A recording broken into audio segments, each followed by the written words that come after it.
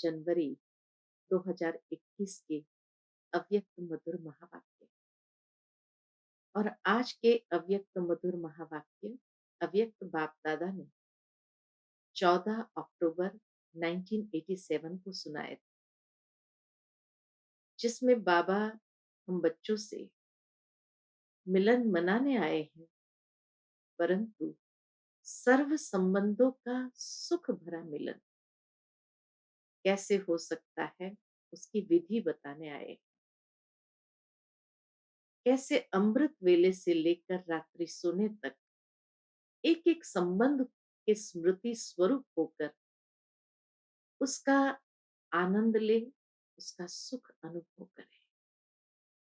जैसे अमृत वेले वरदाता विधाता से वरदान प्राप्त करने का समय उस स्मृति स्वरूप में बैठकर बाबा से मिलन मनाए। फिर मुरली सुनते समय गॉडली स्टूडेंट बनकर साक्षात भगवान हमें पढ़ाने आता है तो कितना श्रेष्ठ नशा चढ़ता है, और वो मुरली का अध्ययन कितना सुंदर रीति से होता है। इसी तरह बाबा कहे कभी सखा रूप में, कभी जीवन साथी के रूप में, कभी उनको बच्चे के रूप में अनुभव करके दे। एक एक संबंध का सुख लेना, उसका अनुभव करना। तो बाबा आज बच्चों को ये विधि बताते हैं और साथ ही साथ हम बच्चों को स्मृति स्वरूप होकर के निरंतर रहने के अभ्यासी कैसे बने उसकी विधि बताते हैं। सुनते हैं बाबा के मधुर महावाक्य। आज की मुरली का शीर्षक है ब्राह्मण जीवन, बाप से सर्व संबंध अनुभव करने की जीवन। आज बाप दादा अपने अनेक बार मिलने वाले, अनेक कल्पों से मिलने वाले बच्चों से फिर मिलन मनाने आए हैं। यह अलौकिक अव्यक्त मिलन भविष्य स्वर्ण युग में भी नहीं हो सकता। सिर्फ इस समय, इस विशेष युग को वरदान है।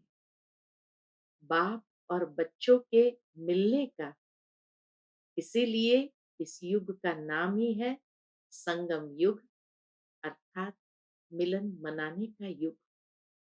ऐसे युग में ऐसा श्रेष्ठ मिलन मनाने के विशेष पाठधारी आप आत्माएं हो। बाप दादा भी ऐसे कोटों में कोई श्रेष्ठ भाग्यवान आत्माओं को देख हर्षित होते हैं और स्मृति दिलाते हैं। आदि से अंत तक कितनी स्मृतियां दिलाई है, याद करो तो लंबी लिस्ट निकल आएगी। इतनी स्मृतियां दिलाई है जो आप सभी स्मृति स्वरूप बन गए हो। भक्ति में आप स्मृति स्वरूप आत्माओं के यादगार रूप में भक्त भी हर समय सिमरण करते रहते हैं। आप स्मृति स्वरूप आत्माओं के हर कर्म की विशेषता का सिमरण करते रहते हैं। भक्ति की विशेषता ही सिमरण अर्थात कीर्तन करना है। सिमरण करते करते मस्ती में इतना मग्न हो जाते हैं, अल्पकाल के लिए उन्हों को भी और कोई सुध बुध नहीं रहती। सिमरण करते करते उसमें खो जाते हैं, अर्थात लवलीन हो जाते हैं। ऐसा अनुभव व्यक्त करते हैं। अब बाबा सुनाते हैं ये अल्पकाल का अनुभव उन आत्माओं के लिए कितना प्यारा और न्यारा होता है। ये क्यों होता है? क्योंकि जिन आत्माओं का सिमरण करते हैं, ये आत्माएं स्वयं भी बाप के स्नेह में सदा लवलीन रही है, बाप की सर्व प्राप्तियों में सदा खोई हुई रही है। इसलिए ऐसी आत्माओं का सिमरण करने से भी उन भक्तों को अल्पकाल के लिए आप वरदानी आत्माओं द्वारा अंचली रूप में अनुभूति प्राप्त हो जाती है। तो सोचो, जब सिमरण करने वाली भक्त आत्माओं को भी इतना अलौकिक अनुभव होता है, तो आप स्मृति स्वरूप वरदाता विधाता आत्माओं को कितना प्रैक्टिकल जीवन में अनुभव प्राप्त होता है। इसी अनुभूतियों में सदा आगे बढ़ते चलो। हर कदम में भिन्न भिन्न स्मृति स्वरूप का अनुभव करते चलो। जैसा समय, जैसा कर्म, वैसे स्वरूप की स्मृति इमर्ज रूप में अनुभव करो, अर्थात प्रत्यक्ष रूप में अनुभव करो। जैसे अमृत वेला, दिन का आरंभ होते बाप से मिलन मनाते मास्टर वरदाता बन वरदाता से वरदान लेने वाली श्रेष्ठ आत्मा, इसी स्मृति में स्थित होना है। डायरेक्ट भाग्य विधाता द्वारा भाग्य प्राप्त करने वाली पद्मा पदम भाग्यवान आत्मा हो। इस श्रेष्ठ स्वरूप को स्मृति में लाओ।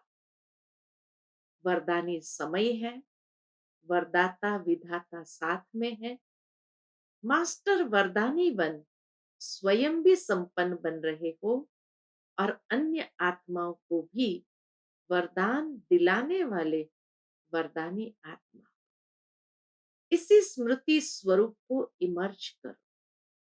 ऐसे नहीं, यह तो हूं ही, लेकिन भिन्न भिन्न स्मृति स्वरूप को समय प्रमाण अनुभव करो, तो बहुत विचित्र खुशी, विचित्र प्राप्तियों का भंडार बन जाए और सदैव दिल से प्राप्ति के गीत स्वतः ही अनहद शब्द के रूप में निकलता रहेगा। क्या निकलेगा? पाना था सो पा लिया। इसी प्रकार भिन्न भिन्न समय और कर्म प्रमाण स्मृति स्वरूप का अनुभव करते चलो। मुरली सुनते हो तो कैसे सुनना है? मुरली सुनते हो तो यह स्मृति रहे कि गॉडली स्टूडेंट लाइफ, ईश्वरीय विद्यार्थी जीवन, अर्थात भगवान का विद्यार्थी, स्वयं भगवान मेरे लिए परम धाम से पढ़ाने लिए आए हैं। यही विशेष प्राप्ति है जो स्वयं भगवान आता है। इसी स्मृति स्वरूप से जब मुरली सुनते हो तो कितना नशा होता है। अगर साधारण रीति से नियम प्रमाण सुनाने वाला सुना रहा है और सुनने वाले सुन रहा है, सुनने वाला सुन रहा है, तो इतना नशा अनुभव नहीं होगा। लेकिन भगवान के हम विद्यार्थी हैं। इस स्मृति को स्वरूप में लाकर फिर सुनो, तब अलौकिक नशे का अनुभव होगा। समझा? भिन्न भिन्न समय के भिन्न भिन्न स्मृति स्वरूप के अनुभव में कितना नशा होगा। ऐसे सारे दिन के हर कर्म में बाप के साथ स्मृति स्वरूप बनते चलो। कभी भगवान का सखा व साथी रूप का, कभी जीवन साथी रूप का, कभी भगवान मेरा मुरब्बी बच्चा है, अर्थात पहला पहला हकदार, पहला वारिस है। कोई ऐसा बहुत सुंदर और बहुत लायक बच्चा होता है, तो माँ बाप को कितना नशा रहता है कि मेरा बच्चा कुल दीपक है, वह कुल का नाम बाला करने वाला है। जिसका भगवान बच्चा बन जाए, उसका नाम कितना बाला होगा, उसके कितने कुल का कल्याण होगा। तो जब कभी दुनिया के वातावरण से या भिन्न भिन्न समस्याओं से थोड़ा भी अपने को अकेला या उदास अनुभव करो, तो ऐसे सुंदर बच्चे रूप से खेलो, सखा रूप में खेलो। कभी थक जाते हो तो माँ के रूप में गोदी में सो जाओ, समा जाओ।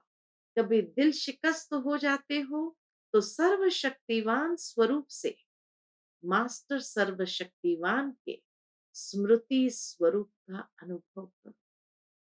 तो दिल शिकस्त से दिल खुश हो जाएंगे। भिन्न भिन्न समय पर भिन्न भिन्न संबंध से भिन्न भिन्न अपने स्वरूप के स्मृति को इमर्ज रूप में अनुभव करो। तो बाप का सदा साथ स्वतः ही अनुभव करेंगे। और ये संगम युग की ब्राह्मण जीवन सदा ही अमूल्य अनुभव होती रहे।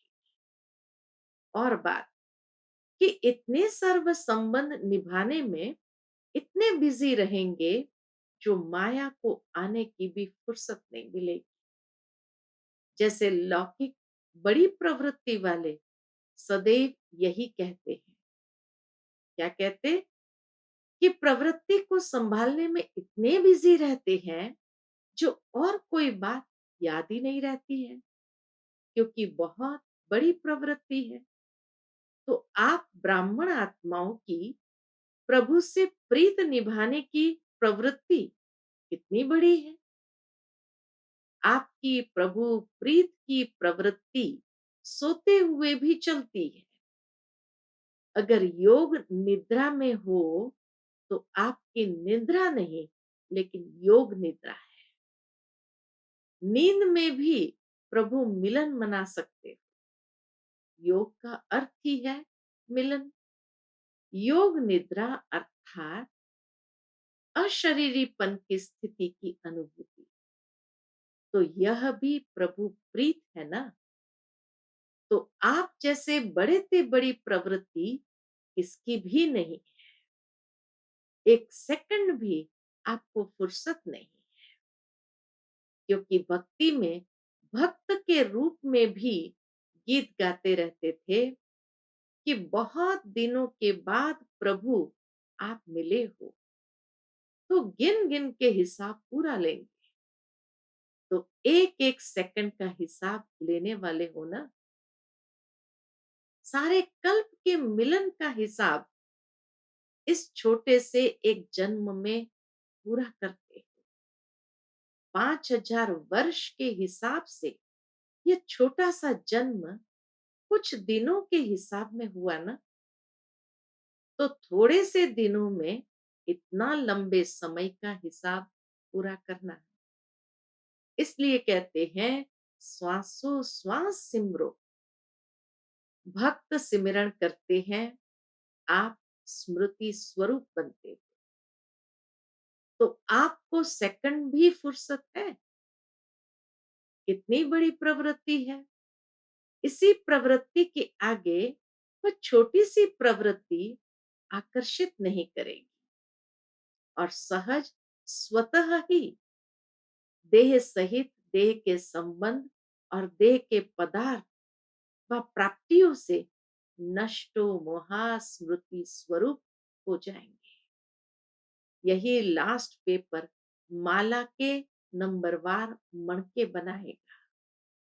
जब अमृत वेले से योग निद्रा तक भिन्न भिन्न स्मृति स्वरूप के अनुभवी हो जाएंगे, तो बहुत काल के स्मृति स्वरूप का अनुभव अंत में स्मृति स्वरूप के क्वेश्चन में पास विथ ऑनर बना देगा।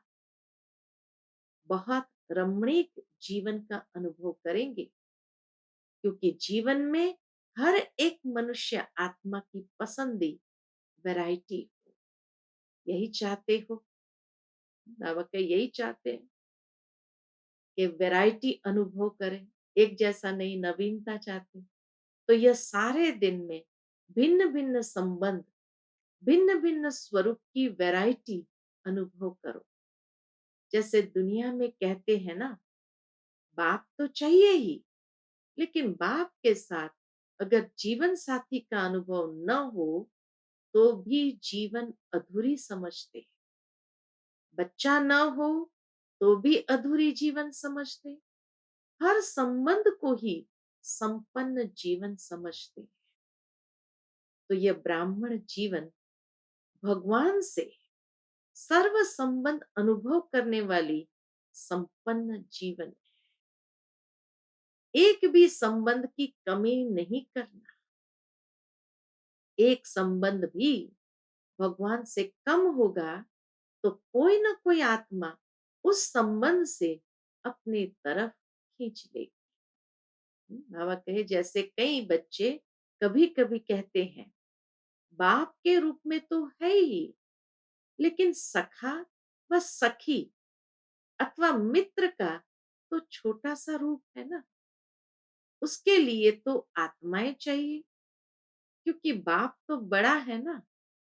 लेकिन परमात्मा के संबंध के बीच कोई भी छोटा या हल्का आत्मा का संबंध मिक्स हो जाता तो सर्व शब्द समाप्त हो जाता है और यथाशक्ति की लाइन में आ जाते हैं।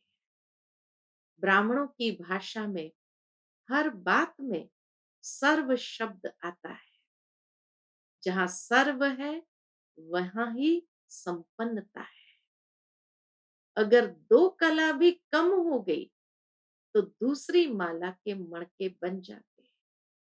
इसलिए सर्व संबंध के सर्व स्मृति स्वरूप बनो। समझा?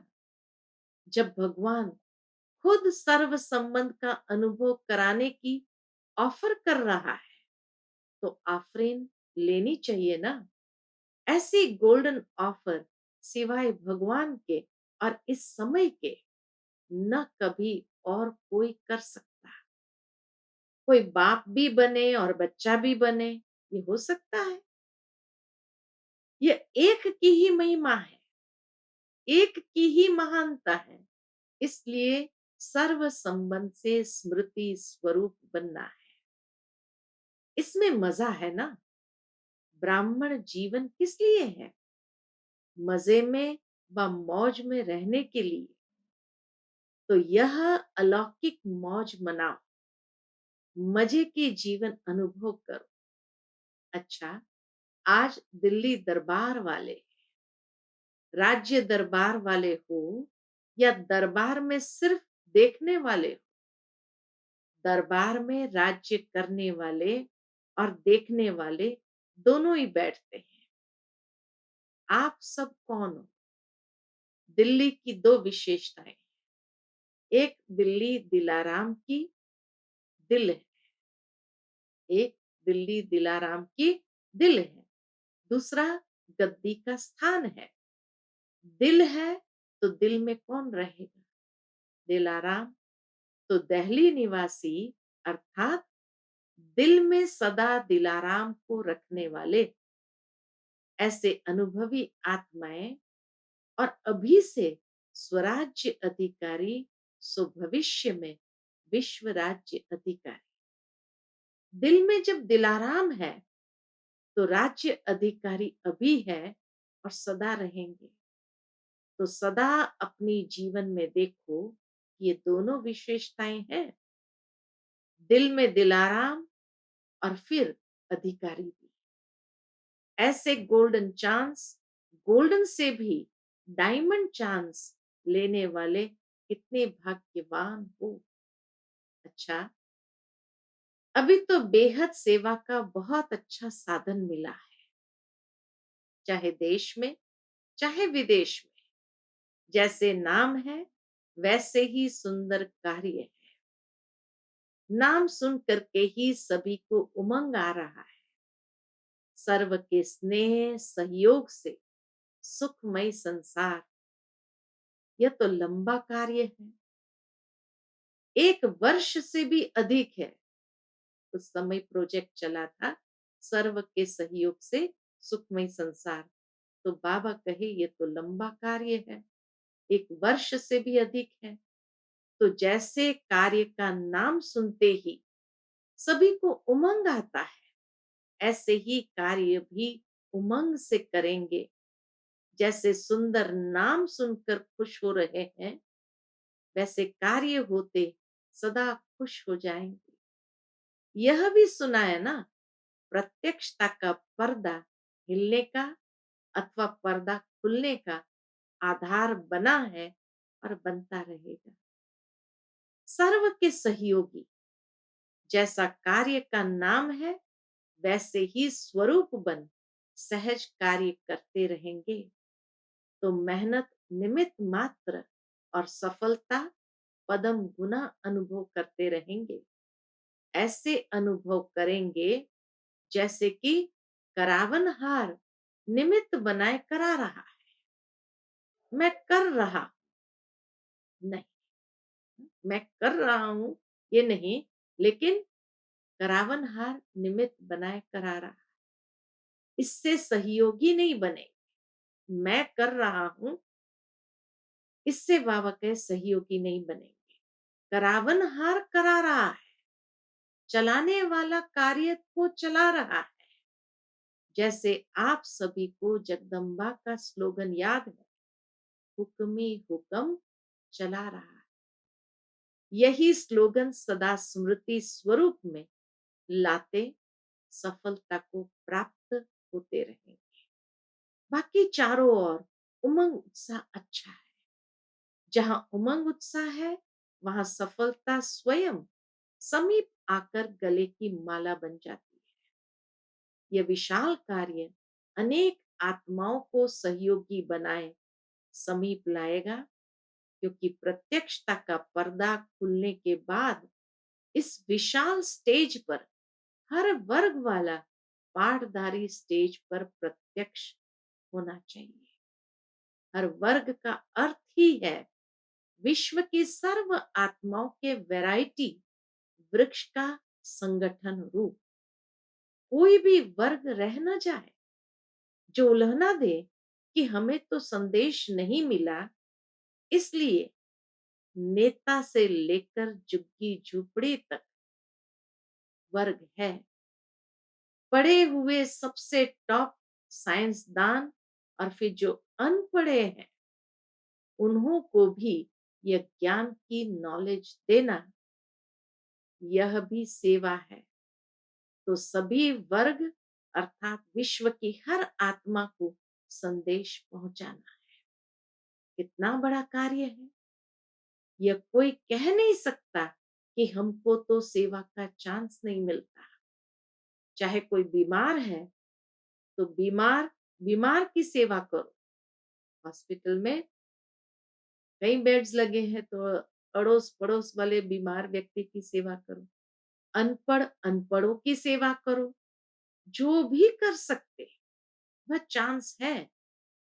अच्छा बोल नहीं सकते तो मनसा वायुमंडल से सुख की वृत्ति, सुखमय स्थिति से सुखमय संसार बनाओ।